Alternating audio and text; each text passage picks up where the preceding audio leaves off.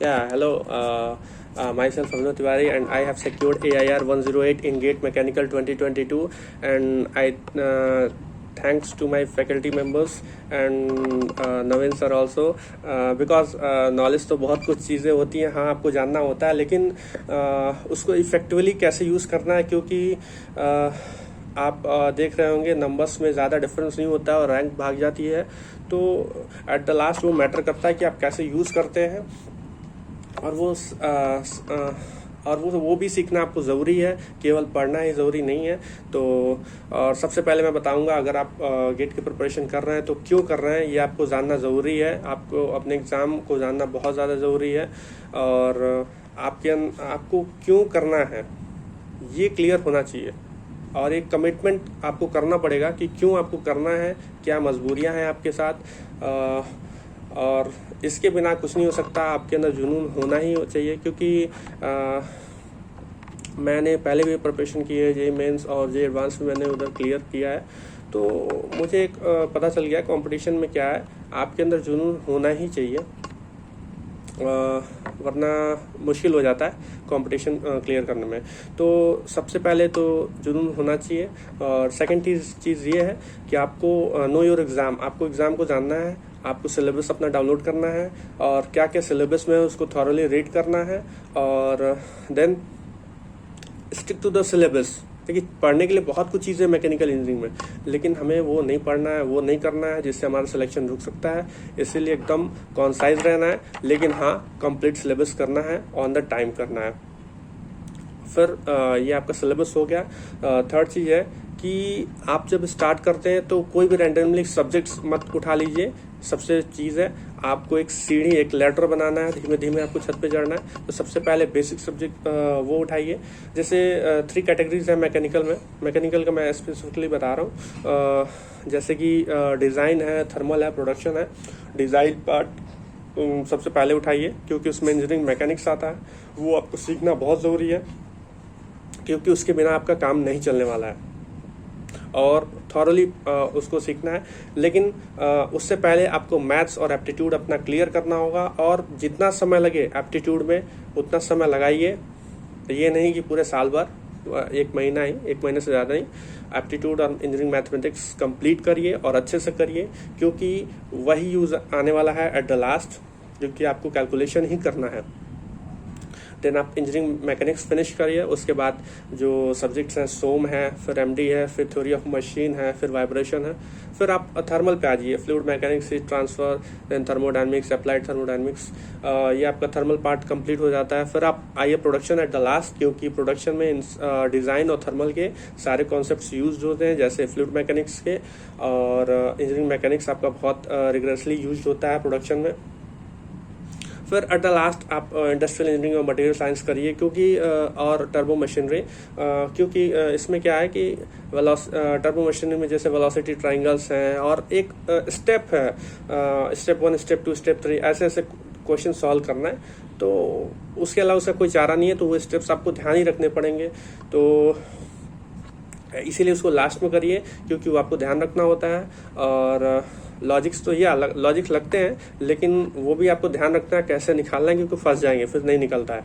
और industrial engineering वो भी पूरा एल्गोरिदम है, तो उससे भी ध्यान ही रखना होता है। उसके अलावा उसका कोई चारा नहीं है, तो इसीलिए उसको लास्ट में रखिए, ताकि ध्यान रखने वाला सब्जेक्ट्स है ना।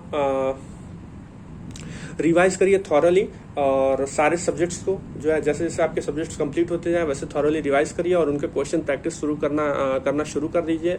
और 50 क्वेश्चंस, मतलब मिनिमम 50 क्वेश्चंस तो पर डे सॉल्व करिए ही करिए। ग्रेजुअली इसको इंक्रीज करिए, ये तो नवीन सर ने बताई है, और ये सारी ट्रिक्स हैं, बहुत हेल्पफुल है जो नवीन सर ने बताए हैं, क्योंकि एट द लास्ट यही काम आने वाले हैं। नॉलेज तो चाहिए ही, लेकिन इतना टफ कंपटीशन है, क्योंकि थोड़े थोड़े नंबर्स पे, पॉइंट्स पे, नंबर्स पे आपके रैंक बहुत ज़्यादा आगे खिसक जाते हैं। इसीलिए ये सब आपको फंडा क्लियर होना चाहिए कि कैसे सॉल्व करना है, और कितनी एक्यूरेसी होनी चाहिए, क्या स्पीड होनी चाहिए, और सारा मैटर करना चाहिए।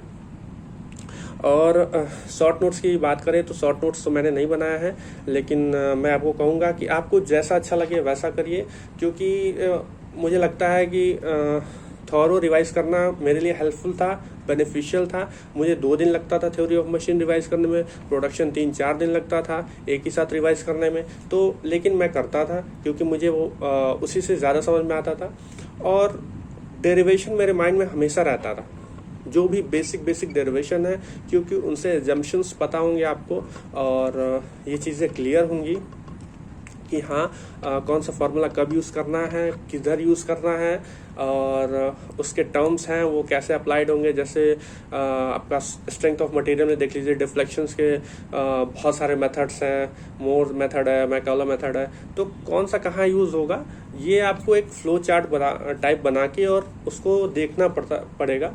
और वो ऐसे शॉर्ट नोट्स में नहीं शॉर्ट नोट्स उसका बनाएंगे तो फिर वही लॉन्ग नोट्स हो जाएंगे, तो कोई फ़ायदा नहीं है। तो इसलिए मैं थॉरली सारा रिवाइज करता था। कुछ फॉर्मूले हैं जो आपको जैसे याद रखने पड़ेंगे डायरेक्टली, जैसे स्लोप और डिफ्लेक्शन के हैं, और कुछ फॉर्मूले जैसे हैं कि मैं बना लेता था, जैसे पोरिंग टाइम है कास्टिंग में, टॉप गेटिंग सिस्टम और बॉटम गेटिंग सिस्टम के, तो मैं मास कंजर्वेशन कंटिन्यूटी क्वेश्चन से एट द टाइम तुरंत डिराइव कर लेता था, मतलब 10 सेकंड लगता है। तो मैं उसका जो टाइम ऑफ पोरिंग ज़्यादा ऐसे फार्मूला बहुत बड़ा है वो, तो वो याद नहीं रखता था। तो वो आपके हिसाब से आप याद रख लो तो ठीक है, वरना आप एट द टाइम डिराइव भी कर सकते हो, ऐसा कोई दिक्कत वाली बात नहीं है। और फार्मूले तो आपको याद करने पड़ेंगे, बहुत सारे फार्मूले आपको याद करने पड़ेंगे। और डेरिवेशन आपको ध्यान रखना है, क्योंकि एट द एंड अगर आप कहीं बड़े क्वेश्चन में फंसते हैं तो वही काम आएगा, वरना डायरेक्ट फार्मूले बहुत सारे एजम्पशंस पे बने होते हैं, और इस साल के पेपर के देखें तो वो कुछ आए कुछ नहीं आए। तो for the safer side you have to go through the derivation and एक बार माइंड मेकअप करना है, ज़्यादा एज इट इज़ नहीं। फिर मैंने जो है कन्वेंशनल क्वेश्चंस किए कुछ सब्जेक्ट से, ज़्यादा तो नहीं किया लेकिन कुछ सब्जेक्ट्स किए, जैसे फ्लूइड मैकेनिक्स, हीट ट्रांसफर और इंजीनियरिंग मैकेनिक्स और thermodynamics, applied thermodynamics, turbo machinery, industrial engineering, इन सब के कन्वेंशनल क्वेश्चंस किए और बेनिफिट मिला, मुझे बहुत ज़्यादा बेनिफिट मिला। और वही कन्वेंशनल क्वेश्चंस करने हैं जो आपके बेनिफिशियल के हैं, वरना ESC मेंस के आप मत करिएगा ज़्यादा। और मैंने जो टेस्ट सीरीज़ है ये मैंने अक्टूबर के मंथ में मैंने बाय किया था, and I bought the test series of Medici, ACE, Exergic and Test Book four. First of all, I solved all the I think all the what the minor or major or full test or subject test of test book first, because the questions are direct go through in test book and simple. So I first मैंने वहाँ से अच्छे से सारे question लगा लिए, तो इससे क्या हुआ कि मेरा थोड़ा बेस अच्छा स्ट्रांग हो गया। फिर मैं मूव किया मेडिजी और एक्सर्जिक पे।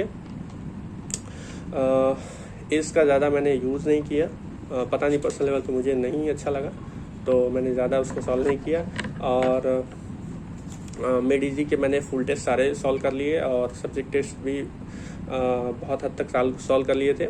और एक्सर्जी के मैंने फुल टेस्ट बस लिए थे, और एक्सर्जी पे मैं ज़्यादा लास्ट टाइम में फोकस कर रहा था, क्योंकि उसके टेस्ट सीरीज काफ़ी अच्छा मुझे लगा पर्सनल लेवल पे, इसलिए मैं सॉल्व कर रहा था।